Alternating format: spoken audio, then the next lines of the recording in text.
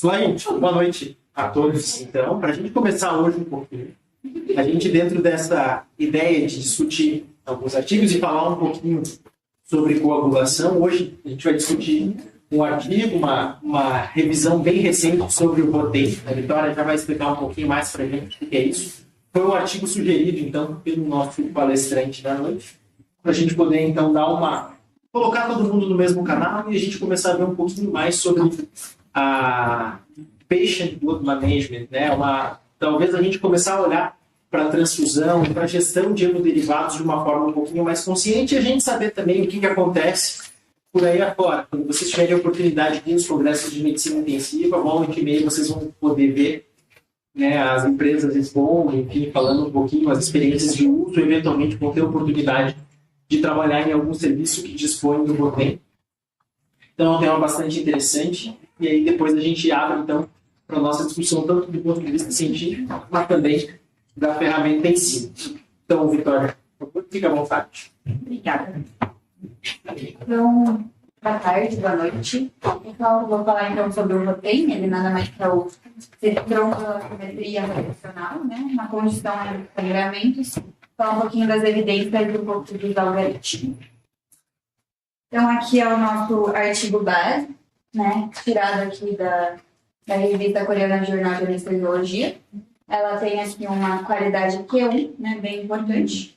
E para a gente começar aqui, por que esse tema ele é tão importante, então, né? Porque aqui a gente normalmente faz aquele protocolo de transfusão 1 para 1, só que ele acarreta aí várias consequências, podem ter detalhe, taco, uma sobrecarga de volume, né? Então, aqui, no sentido de realmente não generalizar todo mundo, não colocar todo mundo no mesmo balaio, e conseguir guiar aí uma terapêutica um pouquinho melhor o que cada paciente realmente precisa, né?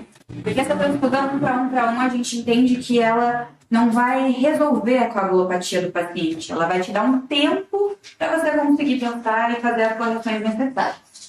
Então, aqui o objetivo dele com esse Rotem é diminuir o impacto disso daqui, da tralha, da taca, e entrar mais numa área de precisão, né? Uma terapia com algo específico. Então, ele vai ter um conhecimento fisiológico em tempo real, que vai ser um pouco mais rápido do que outros tipos de exames, né? Quando a gente pede o TAP, o KPTT, aqui ele consegue te dar já uma noção entre cerca de 10 minutos, 10 a 15 minutos, você já consegue ter aí uma orientação para onde ir. Aqui ele traz, então, o termo, né, Patient Blood Management, que é o PBM, é um termo bem trazido aí e abordado lá fora. Ele aborda a parte sistêmica baseada em evidências e centrada no paciente para conseguir fazer essa terapia de precisão e guiada para fazer a transfusão. Então, o primeiro pilar aqui desse PBM é a otimização na massa intracelular, ele vai prevenir a anemia. O pilar 2 é usar, então, o Rotem, que é o objetivo do nosso aula hoje. E o terceiro pilar aqui também vai ter decisões clínicas baseadas na fisiologia, com gatilhos aqui em alta hemoglobina. Então, a gente entrando um pouquinho aqui no Rotem, a gente vê que a central de tudo aqui é que a pergunta correta não é se o paciente vai sangrar ou se ele está sangrando. É o porquê ele está sangrando. Qual parte da cascata de coagulação que está ali errônea e não consegue passar para frente. Então, ele vai obter para a gente um diagnóstico exato, com uma terapia alvo direcionada e fazer uma segurança do paciente para tentar evitar tralha e tal. Ele tem um alto valor preditivo e os seus diagnósticos ali, terapias específicas, ele consegue guiar também, ele dá até valores, doses, baseados no efeito.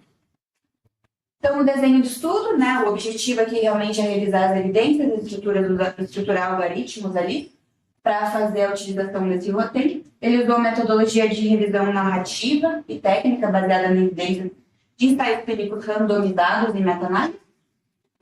Os dados foram os parâmetros viscoelásticos, então, desfechos clínicos do estudo, e uma amostra ali, realmente ali de diversas cortes de pacientes, tanto cirúrgicos como de trauma na literatura. Só que um pouquinho do exame, aqui ele vem com uma tela, vem com o nosso teclado. E aqui vem a parte onde que é realmente feito, né, estruturado todo o exame. Então, essa aqui é realmente a parte de dentro, vai ser colocado o sangue e ele fica rotacionando. E ele vai avaliar ali o tempo, tanto de coagulação, quanto mais para frente também a parte de plaquetas, fibrinogênios e até a parte de fibrinólise. Então, aqui, lembrando, tá, que essa é a primeira parte em que ele avalia. Esse é o tempo R, tem alguns estudos que chamam como K, também isso varia. Que a gente vai analisar principalmente aqui a cascata de coagulação, tá? O início dela, então os fatores iniciais de coagulação. Aqui também ele vai dar, que ele não apareceu, mas ele tem como se fosse um ângulo aqui. E esse ângulo vai dizer pra gente se ele vai ter ali, se for maior de 80%, uma hipercoabilidade ou uma hipocoabilidade. E aqui é a parte do meio, né, que vai ter essa amplitude máxima, vai estar mais ligada realmente ao fibrinogênio e à plaqueta. E a capacidade de lise aqui, que é a parte do remodelamento, digamos assim, que às vezes ela pode estar muito aumentada, causando ali a destruição dos troncos. Aqui é um pouquinho dos modos que ele traz no artigo, tá? O XTEM, FibTEM, APTEM, TEM, vou explicar um pouquinho melhor no próximo. Só trazendo aqui o que eles trouxeram dentro do artigo, a tabela deles. Então, na prática, o que que é, né? O XTEM, ele vai mimetizar, então, a via extrínseca, ele vai adicionar ali cálcio, fatores teciduais, vai analisar todos esses fatores. O INTEM vai mimetizar mais a via intrínseca, ele vai fazer a adição do ácido alageico e vai fazer a avaliação desses fatores.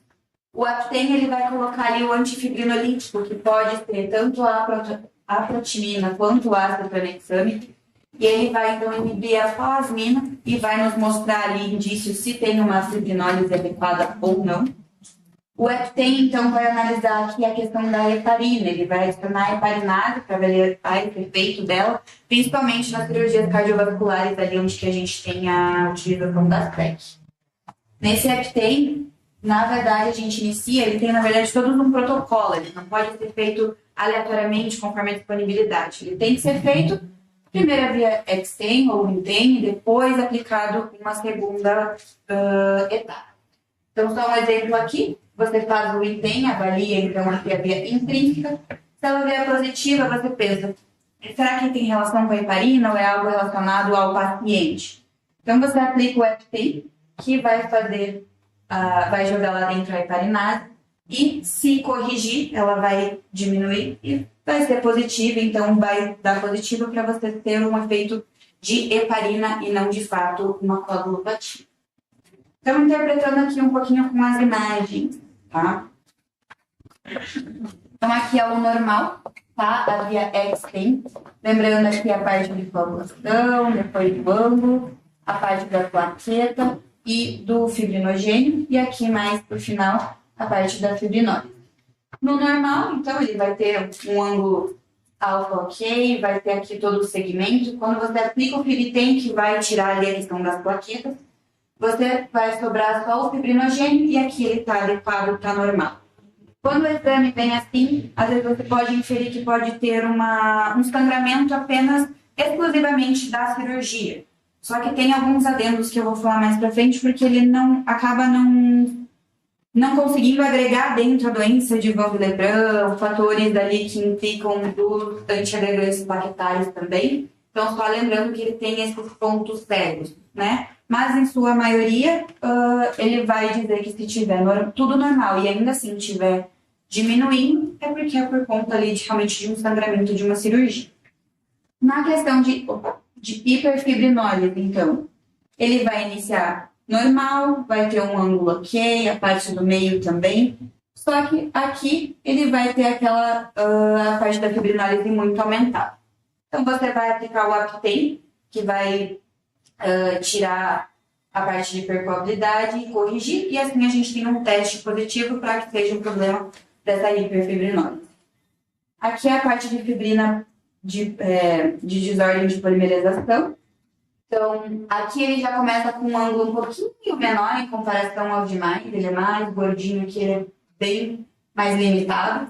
E quando você aplica o Fibtem, que ele tira a questão das plaquetas, o fibrinogênio está diminuído. Então aqui a gente tem um problema no fibrinogênio. Já em contrapartida, você faz a mesma coisa aqui, que ele tem uma alteração no ângulo aqui, que é mais diminuído, então o problema está nessa parte do meio. Quando você aplica o Fibtem, que deixa só apenas a fibrina está bem aumentada. Então, o que a gente infere? Que o problema está nas plaquetas. Já na questão de percoabilidade, o normal aqui, que é aquele ângulo gordinho, aqui ele vai estar muito aumentado. E isso vai mostrar pra gente que é apenas uma hipercoabilidade. Então, em resumo, o que a gente vai ter que pensar? A gente inicia nosso algoritmo pensando, tem um sangramento clínico difuso? Senão, a gente já encerra por aqui e nem vai para frente. Depois a gente pensa, tem uma hiperfibrinólise? Vai avaliar aquela questão do finalzinho ali para ver se realmente ele está diminuído ou não. Então, você vai olhar para o Fibtem. Como estão as plaquetas? Vai ter que fazer aquela diferença do Xtend para o Fibtem após a aplicação do quelante de plaquetas. Já, se falta algum fator de coagulação, você vai olhar aquele iniciozinho onde tinha aquele verdinho bem fininho. E se tiver tudo normal, como a gente falou, possivelmente um sangramento mecânico da cirurgia. Então aqui é uma interpretação, coloquei só a título de curiosidade, a gente não precisa decorar nem saber esses valores. Tem os valores de corte de cada um relacionado, qual que vai ser a sua suspeita clínica de acordo com cada um deles e a sua intervenção sugerida. Então, na hipofibrinogenia, a gente vai passar um concentrado de fibrinogênio ou crioprecipitado, ciência de fatores extrínsecos, complexo protrombínico ou plasma e assim por diante. Aqui é um pouquinho também que eles tiraram fazendo dentro do Rotem, né? Então, conforme eles iam fazendo as doses de fibrinogênio, eles iam reavaliando para conseguir construir essa tabela e ter aqui a dose por peso para cada paciente. Resultados, né? Teve uma redução bem significativa na injúria renal aguda, uma redução significativa também em mortalidade global hospitalar e uma redução bem muito grande, né, das transfusões ali desnecessárias de sangue, plasma e plaquetas, né? E o que isso aqui resulta para nós, né? Além de diminuir a exposição e a fatores de risco ali das tralhas e tal, a gente também tem uma redução na economia dos hospitais. Então aqui ele traz também, ele trouxe na verdade no artigo tudo bem separadinho sobre a cirurgia cardiovascular, transplante hepático, trauma e a questão da hemorragia pós-parto, mas não é o objetivo aqui da nossa aula hoje, então eu trouxe só um quadro comparativo e que mostra aqui que o que cada um quer avaliar, né? Cirurgia cardiovascular, detectar os efeitos residuais de heparina, para poder guiar, então, a reversão com a protamina. Transplante hepático, identificar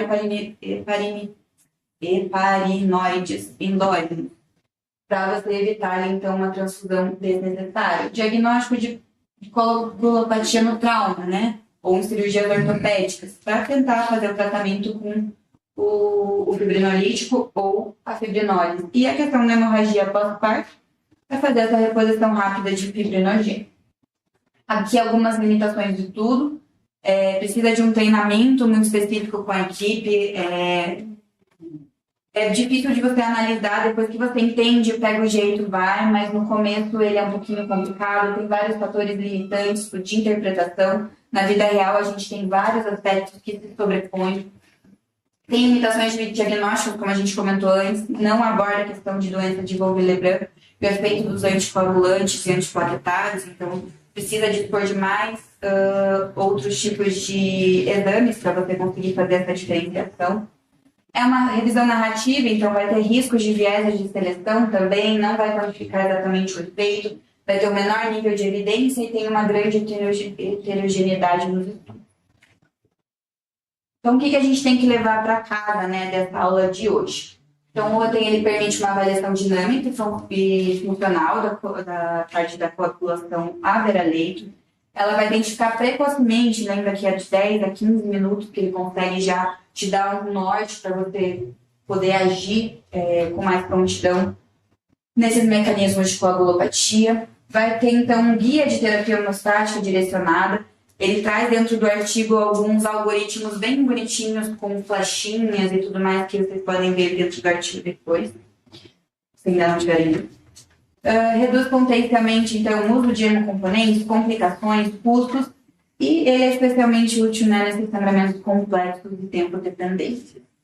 Então, o Rotem transforma o sangramento de uma abordagem empírica para uma estratégia ali guiada por fisiologia.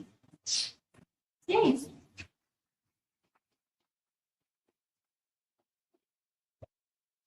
Bem, gente, aqui a gente tem duas abordagens que a gente pode fazer para a gente cumprir o objetivo um pouquinho da nossa discussão. A primeira é, antes da gente falar especificamente do Rotem e de a que esse conteúdo se atribui, a gente precisa entender um pouquinho o propósito do nosso clube da revista, que é a gente discutir um pouquinho de metodologia, de construção de estudos e de evidência científica.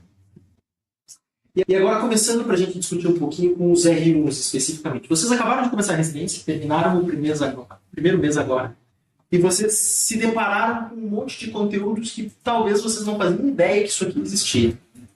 Como que vocês começariam a buscar evidências sobre alguma coisa nova que apareceu na vida de vocês? Por onde vocês começam a estudar?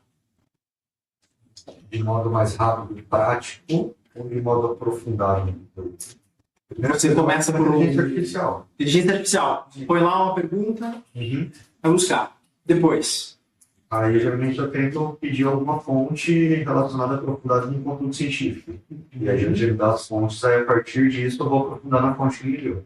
Qual a primeira fonte que você buscaria? Uma revisão? Alguma coisa que te desse um panorama geral? Ou algum estudo comparativo que fosse fazer um trial comparando o uso do Rotem com estratégias convencionais de transfusão? Geralmente, eu peço algo up-to-date. Um panorama, uma revisão zoada. Isso. E aí, beleza. É normalmente como a gente costuma fazer, né? A gente pega sempre de uma visão mais geral, mais macro, e vai aprofundando isso à medida que a gente consegue ter um gabarito para entender. Só que a gente nunca lembra uma coisa muito importante, que é a gente fazer a avaliação daquilo que a gente está lendo. Quando a gente fala de evidência científica, a gente sempre tem que prestar muito atenção à qualidade da evidência que a gente vem discutindo. Então, quando a gente coloca aqui nesse penúltimo slide, além das limitações, obviamente, do método, a gente sempre tem que ver que hoje a gente está falando de uma revisão narrativa. Quando a gente fala de uma revisão narrativa, ela é muito boa para trazer esse panorama geral para a gente. Mas quem faz uma narração, uma revisão narrativa, é o próprio autor. Ele escolheu os artigos que mais agradaram, que ele entendeu que faz sentido para dizer, mas ele parte por um viés de seleção, que não necessariamente a gente pode assumir isso como verdade.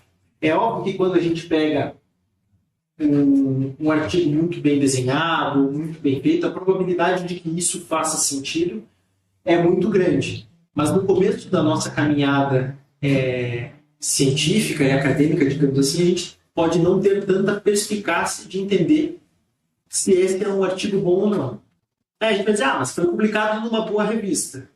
Nem sempre. Hoje a gente já tem vários exemplos que a gente pode trazer de que existem artigos muitas vezes muito ruins e metodologicamente mal feitos, publicados em boas revistas. Então sempre se atentem a isso. Qual é o tipo de evidência que vocês estão buscando e aonde vocês estão buscando? E aí a gente entende, bom, qual que é o objetivo da gente trazer isso aqui para discutir?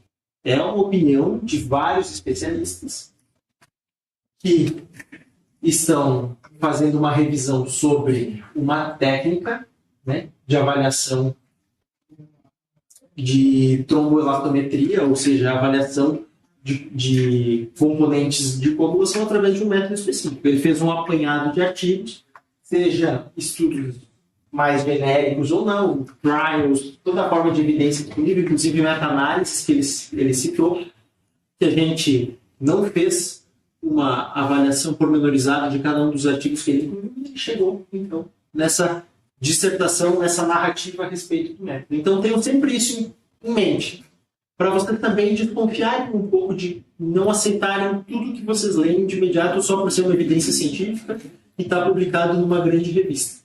Não é o caso dessa revisão, mas vale a lembrança de entender que isso aqui é um nível de evidência baixo, mas ele serve com o propósito da gente minimamente entender do que se trata o método e começar depois, a partir disso, procurar fontes maiores, usos mais específicos e começar a olhar ele de uma maneira mais pormenorizada. Faz sentido isso para vocês? Beleza. E a segunda é sobre o roteiro. Alguém já tinha ouvido falar? Ou visto? Vitória? Nunca. O que vocês acharam? O que chama a atenção de vocês? Pode falar de cabeça. Acho que principalmente a aplicabilidade empírica disso pra gente na beira do leito, né? Porque ele é um exame que a gente precisa saber interpretar na hora de ver ali os gráficos. Então, a Vitória trouxe pra gente essa explicação que acaba ajudando a gente a caracterizar cada tipo, né? Da coagulação e da cascata, né? Acho que é importante mesmo a gente saber. Já conhecia? Eu já ouvi falar e fiz questão de prova porque cai bastante. Mas, aula científica. A grande questão quando a gente fala do Rotem é entender que a grande oportunidade que a gente sempre estudou muito sangramento com grandes cirurgias e com trauma. E era de como a gente conseguia discernir qual era o tipo de sangramento que eu estava tratando. Uma cirurgia, por exemplo, eu posso ter, como a Vitória falou, uma cirurgia cardíaca, eu posso ter um sangramento massivo que seja por distúrbio de coagulação, uma coagulopatia induzida pela SEC, né, pela circulação extracorpórea, por consumo de fibrinogênio, por N condições que não são necessariamente condições cirúrgicas. Que na maioria das vezes a gente acega, olha, o paciente sangrou um monte, precisa ver se não há um sangramento cirúrgico. Eu não tenho como pegar a luva, ver se está mais gosmento, menos gosmento, para saber se aquilo lá é suficientemente importante, e esse paciente volta para o centro cirúrgico. Ele é reabordado, olha, está sangrando por tudo, não tem um ponto de sutura para clipar, enfim, esse paciente volta e a gente acaba fazendo o nosso tratamento. Ele sempre foi muito empírico, baseado no que vamos fazer, o que dá para fazer e o que tem à nossa mão. Que eu não sei o que está perdendo, vamos repor tudo. E aqui entram essa série de condições que são inerentes aos protocolos de instrução, mas ao mesmo tempo a gente ainda, apesar de ter uma nova tecnologia, ela ainda não está amplamente difundida por custo, por tecnologia, por desconsiderar alguns fatores de que a gente realmente não consegue controlar o uso de antiagregantes plaquetários, o uso de novos anticoagulantes orais, né? Enfim, principalmente cirurgias de emergência, trauma. A gente não sabe se o paciente tinha tomado xarelto ou não quando estava em caída. Nós sabemos cirurgia de emergência. Como que eu lido com essa situação de alguma forma? Então, hoje, a gente tem vindo cada vez mais, assim como a gente viu na aula de ventilação 2 semanas atrás, cada vez mais a gente tornar algo mais preciso. E aqui, a base dessa tecnologia é o racional fisiológico. Da gente compreender a cascata de coagulação do ponto de vista fisiológico, para a gente poder utilizar os nossos recursos. A gente pensar que hemoderivados e hemocomponentes são recursos escassos e que a gente não tem eles à vontade o tempo todo, só isso por si só já basta para suprir, por exemplo, os custos, ou a gente fazer uma transfusão. A gente não faz uma dose de pirona a mais, se não tem necessidade, por que a gente faz? Sangue. Pela dúvida de não saber, né? Então, a ideia que veio por trás dessa tecnologia é a gente buscar, de alguma forma, uma alternativa de poder fazer esse gerenciamento mais fino do uso de hemocomponentes e hemoderivados, que é um pouquinho do que a gente vai ver na palestra de hoje à noite. Certo? Então, aqui é um pouquinho sobre essa tecnologia. Quando a gente olha os gráficos, é a partir disso que a gente vai ver. Então, a interpretação dos ângulos, cada uma delas é relacionada a uma fase da cascata ou um componente que vai nos dar essas correlações diretas da cascata de coagulação e dos fatores, bem como a gente analisa cada um. Não é algo prático do nosso dia a dia, né? Infelizmente, a gente não tem isso disponível. Mas, porque eventualmente a gente consegue um PCA, em alguns casos onde a gente quer reverter uma heparinização, enfim, e muitas vezes a gente acaba, inclusive, fazendo de uma forma empírica, porque é o que tem na nossa mão. Leiam esse artigo com calma depois, tentem entender, é importante. Faz uma boa revisão sobre a cascata também e a forma de interpretação de um eixo com o outro, né? Para a gente poder entender um pouquinho também de como isso se mostra do ponto de vista prático de tecnologia, né? Todo o racional da nossa cascata. O que mais?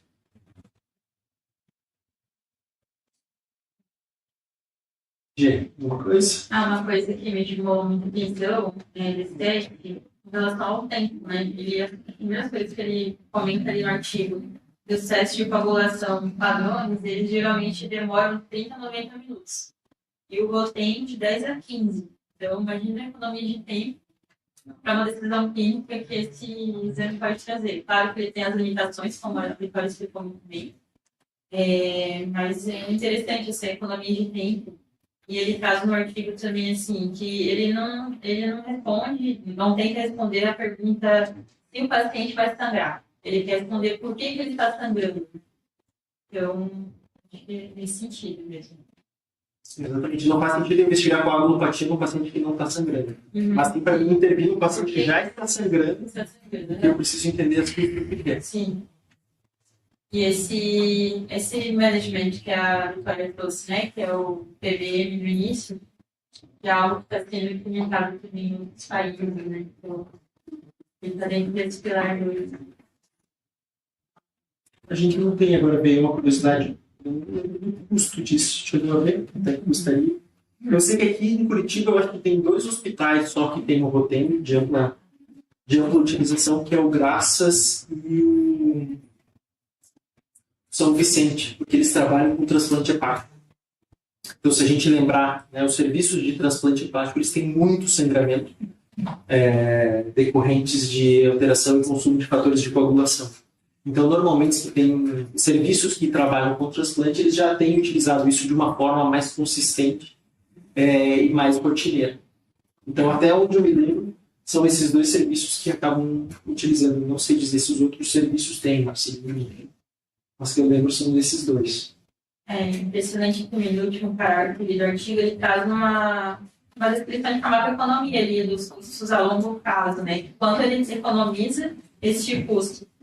E em vários estudos ali narrativos, pelo menos, eles falam de custos, economia de custos $917 mil por 1.000 pacientes já foi calculado. Então, parece bem interessante a média voluntária. Ele não fala, né? Eu lembrando aqui, ele não fala do perfil de pacientes, mas a maioria são pacientes cirúrgicos, né? Pacientes de cirurgia eletiva, então essas análises de custos são pacientes cirúrgicos. 1.700.000 dólares? 977 para 1.000 pacientes. Se a gente for pensar que só por ter um exame diagnóstico, qual fator está faltando, entre aspas, mais, a gente consegue ponderar mais até na hora de transfundir o paciente. Então, tipo, a gente vai ter mais precisão, é aquilo que você tinha falado, a gente tem mais precisão, então a gente gasta menos recurso à toa, né? Do que a gente gastaria se a gente não tivesse fazendo. Trazer para um exemplo prático. A gente tem uma cirurgia cardíaca lá na Santa Casa. Ela é admitida comecinho da tarde, vamos botar meio-dia e meio. O João admitiu no finalzinho do plantão da manhã, o Doug assumiu. Ela começou a sangrar, tem um débito aumentado nos drenos aí para umas 13h30, 4 horas da tarde. Você viu um sangramento, a princípio nada que te dê um gatilho de transfusão imediata, mas começou a ter um débito aumentado no dreno. Aí você pediu um fibrinogênio, ou pediu na admissão.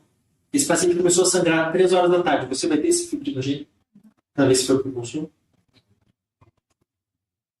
Demora, né? A gente vai ter no máximo um INR, que pode estar alterado ou não, dependendo da minha SEC. Por isso é importante quando vocês pegarem o caso, peguem o TCA final. E lembrem que a heparina pode recircular, mas a gente tem que fazer muitas vezes lançar a mão daquilo do racionalmente. A gente não vai saber por que o paciente está sangrando. É um sangramento cirúrgico, não é? Então é nessas horas, é esse o perfil de paciente que essa tecnologia é diferente. Putz, mas é um paciente que está operando pós-infarto agudo do miocárdio, ficou 5 dias sem clopidogrel. Será que esse clopidogrel ainda está fazendo efeito? Em tese, não mais, né? Não tem como saber. Então, a gente também entra nas limitações do método. Mas é importante a gente pensar cada vez mais de que, bom, isso aqui, a ideia é a gente economizar recurso nesse sentido. Né? Alguém tem ideia de quanto custa uma bolsa de hemácia, por exemplo? Ou um concentrado de fibrinogênio? Nunca pararam para pensar? Aquele concentradinho de hemácia, um paciente com 6 e 7, que está bem, acordadinho, né? Que foi caindo devagarinho. Sim. Tem também isso. Sim. Tem direto pro vídeo, direto. Mas é nessas horas que a gente acaba, né, pensando qual é o custo da intervenção que a gente faz. E não o custo do ponto de vista monetário só, mas às vezes é uma intervenção necessária para o paciente que acarreta o custo do sistema. Né? E é nessa dedicação que Mas o benefício que ele pode gerar economiza muito mais, né? Então é isso que a nova, as ideias, quando a gente fala de farmacoeconomia, de tecnoeconomia, os estudos vêm trazendo, né? E obviamente o roteiro ele vem vindo nessa onda de novas tecnologias. O que mais, gente? Os erros estão tudo de braço cruzado. Fingir que entenderam alguma coisa.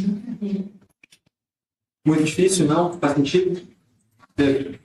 Muito difícil. O que pega mais? A fisiologia por trás da cascata ainda? Larissa.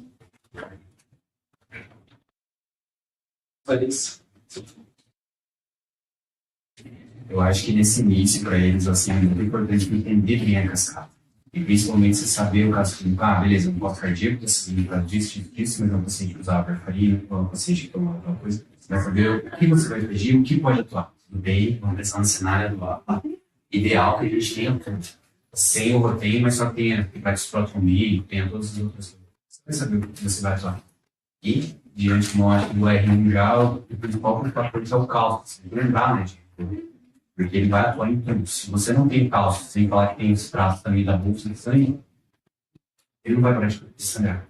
Então você pode dar fator arroio, mas se você não dá o fator principal para ele fazer toda a cascata de coagulação, você não vai dar uma homeostasia secundária ideal para ele. Legal. Lembrar que às vezes nem sempre a gente vai ter a tecnologia, mas a gente vai ter cabeça funcionando. Aqui o que a gente fala é o racional fisiológico. Né? É diferente você pensar no sangramento de uma cirurgia que no sangramento de uma HDA, no sangramento intracraniano de um paciente anticoagulado. Então a gente volta a apelar para aquilo que a gente tem o tempo todo junto com a gente. Então o raciocínio à beira do leito e o raciocínio baseado em probabilidade. Doutor? A Amanda está aí? Amanda não quer poder comentar? Acho que ela está ali fora, doutor. Não entrou. Porque a aula amanhã vai ser de coagulação. E amanhã eles vão revisar toda a fisiologia da coagulação. Tá? Ok. Bom, assim, mais ou menos na metade da década de 2000, apareceu o roteiro. E ele foi meio disruptivo, assim, que a gente não entendia bem. Se vocês forem lembrar que vocês pedem um TAP, pedem um KPTT na beira do leito, vocês não sabem exatamente por que o doente tem um RNI acelerado, tempo aumentado, um KPTT aumentado. Isso é um déficit do fator de coagulação, se isso é uma hemodiluição, se isso é por causa de uma fibrinose aumentada, que os estudantes frequentemente têm, se isso é por déficit de fibrinogênio. A plaqueta ainda pode ajudar um pouco, mas existe muita disfunção plaquetária que a gente não consegue medir na beira do leito, que a gente só pede a contagem de plaqueta. Parecia até meio engraçado, assim, eles pegavam uma alíquota de sangue, jogavam num tubinho, faziam uma hastezinha se mexer, e ela, pelas propriedades viscoelásticas do coágulo, ela conseguia mais ou menos imaginar se aquilo era déficit de fator de coagulação, se aquilo era fibrinose, se aquilo era déficit de fibrinose, se aquilo era déficit. Nossa, assim, meio mágico, né? Como é que eu vou saber? Pegando um coágulo, como se pegasse um coágulo, 5 taços, coágulo, 5 coágulos escapa, Desce da lua. Está muito. Mas ele foi assim, meio. Assim, saiu de que a gente precisava de fazer isso na beira do leito para todo mundo, para poder entender. Mas rapidamente veio um banho de água. Infelizmente, esse artigo é de 2019. Imagine, né? Uma tecnologia que saiu e começou a ser usada há uns 12 anos antes, o que não deve ter acontecido nesses 6, 8 anos de gap. Né? Fazendo uma pesquisa aqui nas diversas inteligências artificiais, e a Vitória deu um mote. Sim, se um doente faz uma coagulopatia aguda, e ele não tinha doença prévia, como, por exemplo, trauma, como, por exemplo, um doente que está exsanguinando, ou mesmo no começo, um doente no laboratório de cirurgia cardíaca, isso deve ser por déficit dos 3 fatores dos 4 fatores. Não vai esperar 15 minutos para poder fazer reposição 1 para 1 para 1, porque ela é absolutamente vencedora. Não espere o doente inflamado.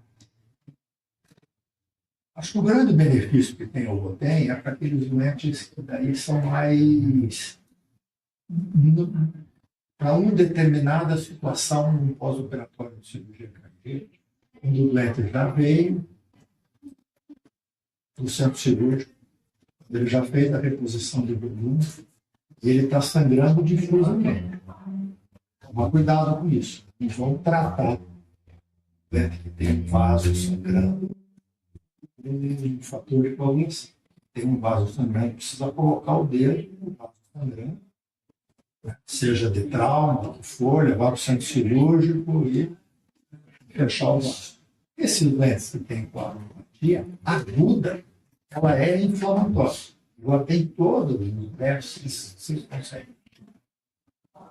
Ela tem déficit de coagulação, ela tem fator de coagulação que está diluído, ela tem déficit de qualidade de plaqueta, ela tem déficit de fibrinogênio numa fase inicial, numa fase 20 minutos, 30 minutos depois, hiperfibrinólise. Por isso que vocês fazem ácido tranexâmico e fazem 1 para 1 para 1, direto nos estudantes.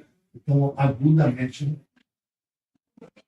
O grande trunfo aqui parece que há várias revisões sistemáticas, utilizando o Rotem em diversas situações diferentes, é que ele é bom para o centro cirúrgico. A maior parte da utilização é por anestesiologistas e não por intensivistas, que não deixam o doente sangrando, sangrar lá no momento da cirurgia para um doente mais específico. O doente com hepatopatia, o doente com transplante hepático, tem algumas situações daqueles sangramentos de doentes obstétricos, que têm problemas de fibrinogênio, de hiperfibrinólise, principalmente. Mas eu não acho, a princípio, que a gente precisa disso para o nosso dia a dia. Não transfiram o Rotem os problemas clínicos que vocês tratam diariamente dentro da UTI. E vocês já fazem muito das coisas que são importantes para o doente que está sangrando. Primeiro, o doente que estiver sangrando, um sangramento seguro, tem que ir para o centro seguro. Gente que estiver sangrando, não pode fazer muito plasma, não pode fazer hipervolemia, né? Minimiza ao máximo a quantidade de sangramento. E lembrar, para a maior parte dos nossos doentes, o sangramento ele é por inflamação. Coagulopatia do doente crítico se trata tratando a infecção, tratando a inflamação. O sangramento geralmente desaparece. Vocês lembram de algum doente que vocês perderam o sangramento? Lembra? Alguém já disse assim. Diga, por favor. Paciente A2, que ela estava sangrando. Ela estava dando hematoma desesperante. Ela tinha um sangramento digestivo. Aí tinha que colocar um dedo no vaso. Ele estava sangrando por coagulopatia? Não. Então, alguém já viu um doente sangrar por coagulopatia? Viu? É infrequente.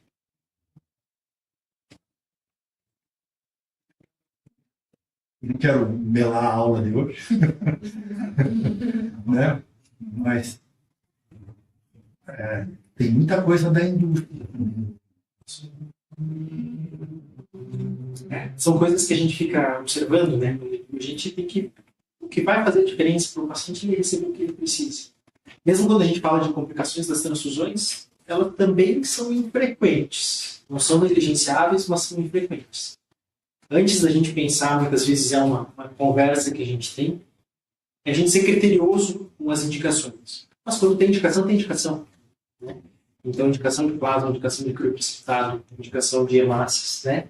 Então, é a gente se atentar a isso e não banalizar as transfusões.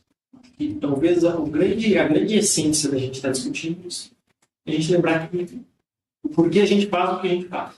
O sangramento agudo, o paciente com urgência de sangramento é discutível. Né? Sangramento mecânico se controla de forma mecânica. Mas, esses sangramentos específicos a gente tem que considerar aqui para quais pacientes, quais cenários, considerar o viés, né, da produção do artigo. Olhem isso com o caráter acadêmico também de formação de vocês e de consciência científica. Né? E a ideia é a gente ficar um pouquinho com essa pulga atrás da orelha. Para a gente ver agora, daqui uns minutinhos aí na nossa próxima aula, o que de diferente a gente pode estar fazendo ou entendendo com essa personalização, né, o Patient Management, que é o que tem se falado muito, né, e tem se discutido como uma ponta de evidência, realmente falando que tem transfusão sanguínea de pacientes críticos.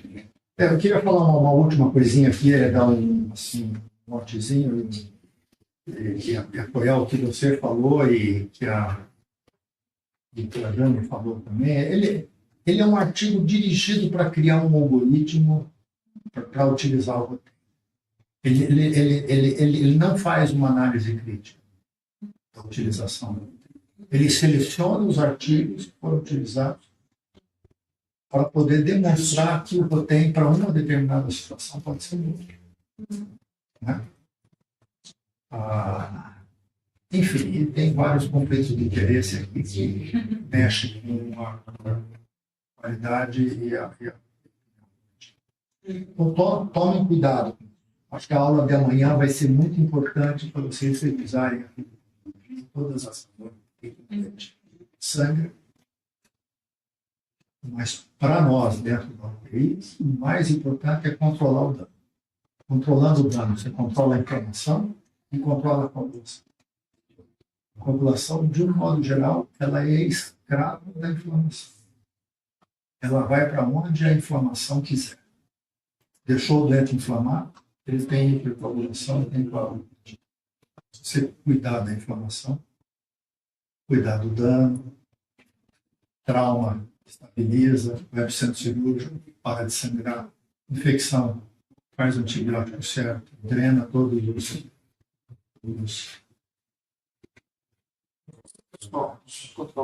focos de infecção, os abscessos, etc.